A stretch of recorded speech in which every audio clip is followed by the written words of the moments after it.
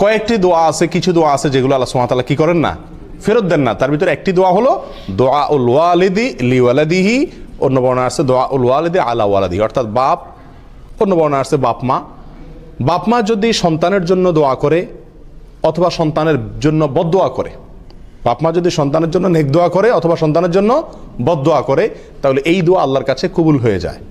এখন কথা হলো, বাপ মা যদি আমার জন্য বদদোয়া করে অথচ আমি বদদোয়ার উপযুক্ত না, তাহলে সেটাও কি কবুল হয়ে যাবে কি না? কারণ অনেক সময় দেখা যায় বাপ মা তারা রাগের বশবর্তী হয়ে অথবা ভুল বুঝার কারণে সন্তানের বিরুদ্ধে কি করেন, বদদোয়া করেন। তাহলে অন্যায়ভাবে যদি তারা বদদোয়া করেন তাহলে এটা লেগে যাবে কি না?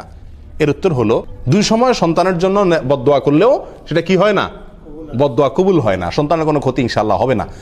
নাম্বার এক, যদি অন্যায়ভাবে বাবা মা সন্তানের জন্য বদদোয়া করেন, কথার কথা সন্তান আল্লাহর হুকুম মানছে, দাঁড়িয়ে রাখছে, নামাজ পড়ছে,